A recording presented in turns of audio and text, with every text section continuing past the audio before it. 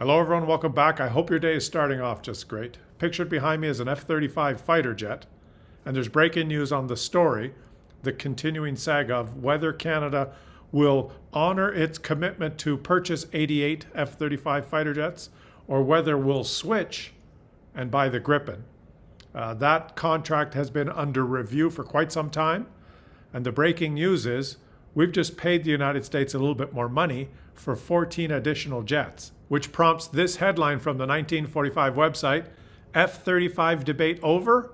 Canada has made component payments for 14 new stealth fighters. And the point of view in this article is the Carney government's review of the F-35 deal has reached a point of no return, while the Prime Minister continues to weigh a mixed fleet, including Sweden's Saab Gripen.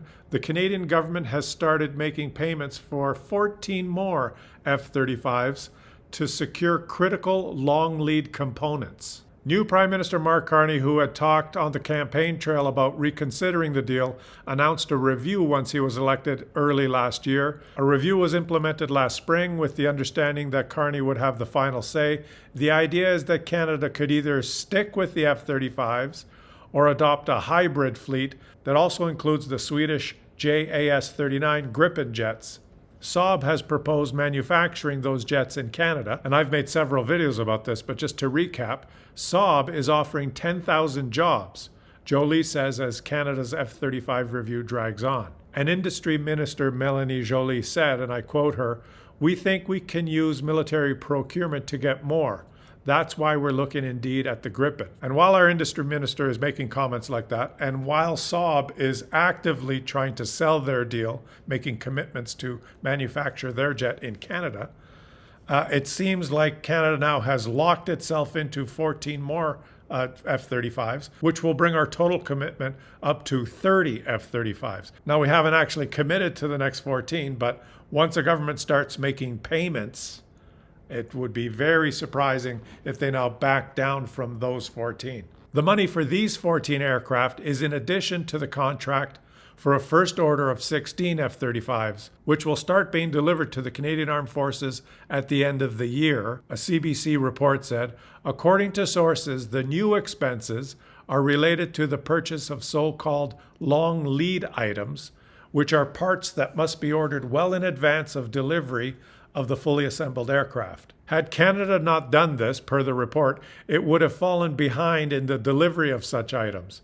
The Department of National Defense told CBC News that the review of the jet purchases was still underway. Now remember, Denmark has advice for Canada. Denmark has also purchased the F-35s, but the head of the Defense Committee in Danish Parliament, Rasmus Jarlov, is having second thoughts about the purchase, and he suggested Canada rethink its F-35 purchase. He said, and I quote, "They're in for repairs about half the time or even more, so the Americans have all the power of actually destroying our Air Force just by shutting down parts supplies." And Denmark was rudely awakened to this reality, just as the United States was making threats to take over one of their territories, Greenland. So this is a breaking story. There's not a lot of details. I don't know how much money was involved to purchase these long lead time items. But the facts are right now is that we've purchased 16 F-35s, and we expect delivery of those to start later this year. We have now made the first steps to commit to 14 more. So I would say any rational thinking person now would have to assume that we're committing to 30 F-35s, even though a commitment for the next 14 hasn't officially been made. But I believe it would be very difficult for the government now, after putting money on the table, to change their minds and lose that money. So there's obviously more going on here than we know and that I can talk about, because there's a lot of conversations and dealings that are going on behind closed doors. It was always not an option to just cancel the 16 that we've already paid for. That would be ridiculous. So we're going to have 16 F-35s for sure. It's possible that we're going to have 30 of them now. So the only decision going forward, I would say, is with 30 F-35s, is it possible now to have a fleet of 30 F-35s and the rest Gripens?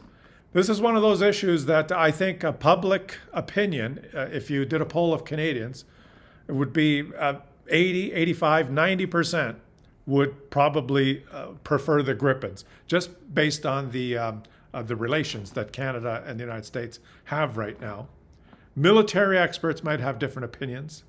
And of course, the government is in this position now that they have to make the decision, but also remember that this is probably the number one card that Canada has in its hand as we start this year with the CUSMA agreement under review.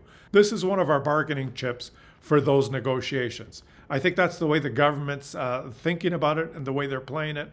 I think they're going to delay this decision as long as possible. And I think they're willing to commit some more money to keep the timeline, to not delay the timeline for future aircraft. But I don't expect the government to make a final decision. I think they'll just keep delaying and delaying and delaying, talking about it, but delaying this decision. I've mentioned this in previous videos. I think the strategy is delay, delay, delay. Number one, to see what happens in the midterms, to see what's going to happen politically in the United States. I don't agree with this strategy. I would much rather the government made a firm decision on Canada's path, that we ditch the remaining order of F-35s and switch to the Swedish Gripen and just move forward full speed with that. Make our decision proudly and do it. But that would probably come with consequences that I probably don't fully understand. I'm not the Prime Minister, so I have the luxury of just saying this on YouTube.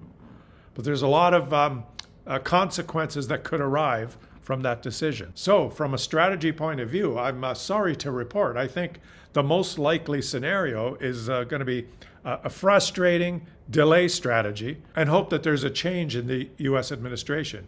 In particular, a muzzling of the bombastic buffoon. And there's many ways that that could happen.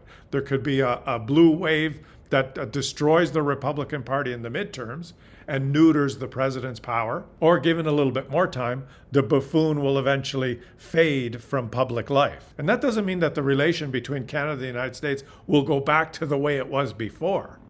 But what it does mean is that there won't be a bombastic buffoon in charge that can lead over-the-top ridiculous retaliations on decisions we make. This is the problem with dealing with that president, is you can make decisions for your own economy, for your own country, make your own decisions, and those could trigger ridiculous retaliation by this crazy person down south. And it's happened to us and it's happened to other countries where the president will just launch retaliation in the form of tariffs or economic attacks or military attacks. For example, increasing tariffs on Brazil because Brazil was investigating one of their former leaders, or increasing tariffs on India because India was buying oil from Russia, or threatening Canada economically because Canada was doing a deal with China. This man just meddles in everything and just considers himself the god of the whole world.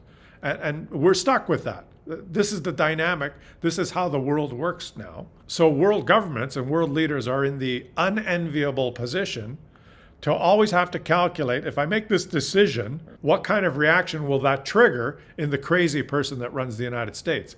Every government has to calculate that in all their decisions. So I don't think we should take this one bit of news that the Canadian government has made one additional payment to the United States as being the answer that, okay, we're going with the F-35 and the discussion is over. This is just kicking the can down the road. It's just delay, keeping the timeline going the way it is. It's unfortunate that we're handing over more cash to the United States, but I don't think it's a clear indication that we've made a decision one way or the other. And the government will not commit. They will use this as a bargaining chip. And it's still a possibility that we end up with a mixed fleet, Gripen and F-35. I'm interested in your opinion in the comment section. I know what the result's going to be. I think it's going to be 85, 90% of the comments will be, let's get the Gripen instead of the F-35. Also, let me know your opinion on the optics of us making another payment to the United States. And I think I can guess what the reaction to that will be as well. It's going to be 80, 90, 95% people upset that we're doing this. And I have to say, personally, I'm in that boat as well. If it was up to me to make the decision, I would make a clear break right now and say the remainder of our fighter jet fleet will come from Sweden, the Gripen. That would be my decision. Of course, none of us know really what the extent of the repercussions of that decision would be. and you're lucky I'm not the Prime Minister because I don't have all the information. This is obviously a very difficult file for the government to handle. And I would say there won't be a final decision made. This can will continue to be kicked down the road as long as that president is still the president of the United States. I don't think Canada will agree totally to the full 88 F-35s, and we probably won't make a decision to switch as long as Donald is the president of the United States. That's the sad reality, I think. I hope I'm wrong, but let me know your comments in the comment section. Let me know what you think. Thanks for watching my video. Subscribe to my channel if you're enjoying the content. If you want to support me on a monthly basis, consider becoming a channel member by clicking the join button. Have a fantastic rest of your day, everyone, and I'll catch you all on the next one.